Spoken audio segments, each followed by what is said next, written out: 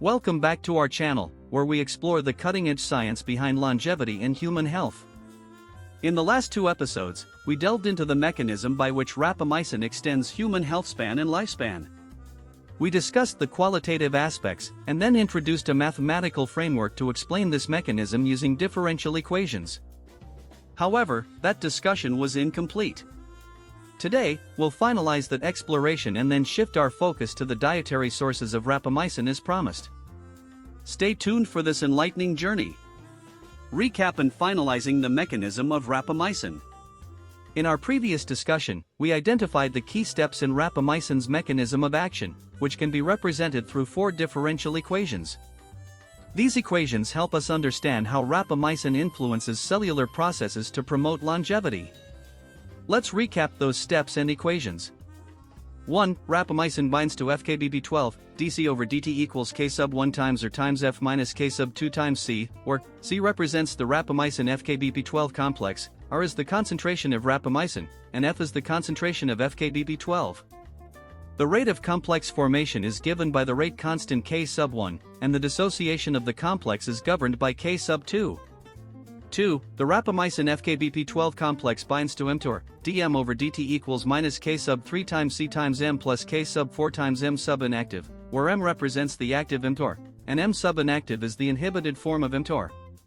K sub 3 and K sub 4 are rate constants for the binding and dissociation processes. 3. mTOR's activity is inhibited, dg over dt equals K sub 5 times m, where g denotes cellular growth and proliferation.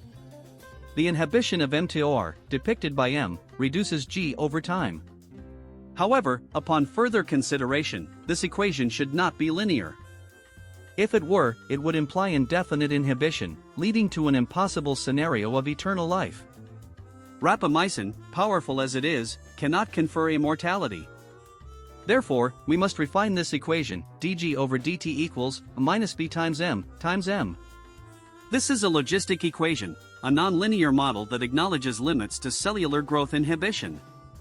The constants AAA and BBB adjust the growth rate, considering factors like the IL-11 gene's influence, which prevents the complete knockout of mTOR activity, thus preserving a finite health span and lifespan.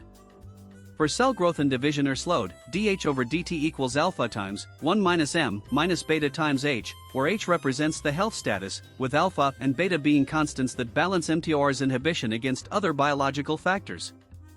This equation encapsulates how rapamycin extends health span by slowing the rate of cellular aging. These equations highlight the complexity of rapamycin's action.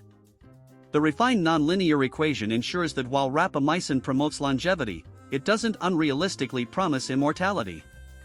If you're curious about the math behind the logistic model, let me know in the comments.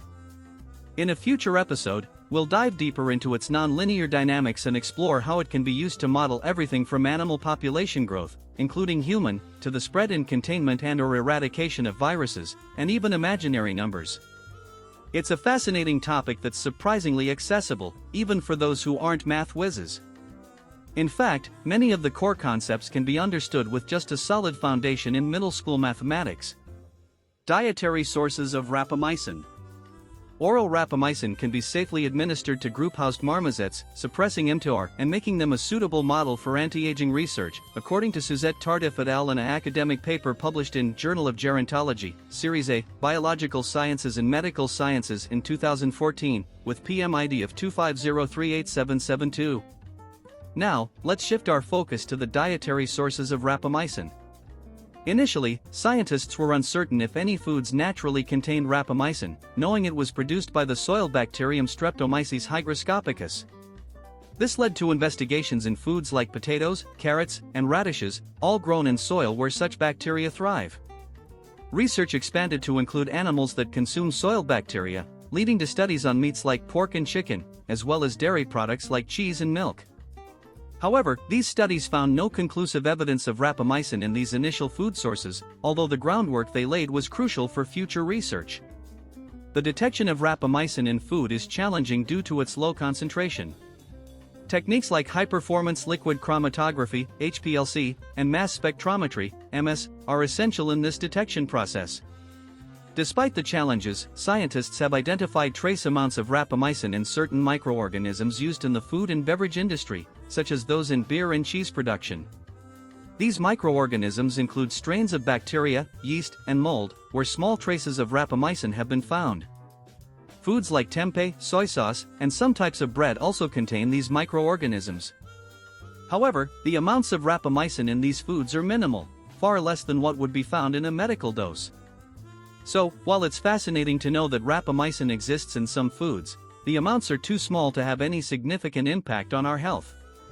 Nonetheless, these discoveries open the door for more research into how everyday foods might influence longevity. In our next episode, we'll explore how cooking and processing affect rapamycin levels in these foods. Thank you for joining me on this journey into the science of longevity and the role of rapamycin. If you found this video informative, be sure to like, share, and subscribe to our channel for more insights into the science of longevity. In our next episode, we'll continue exploring how rapamycin interacts with specific biological pathways related to aging. Stay tuned. Thanks for watching.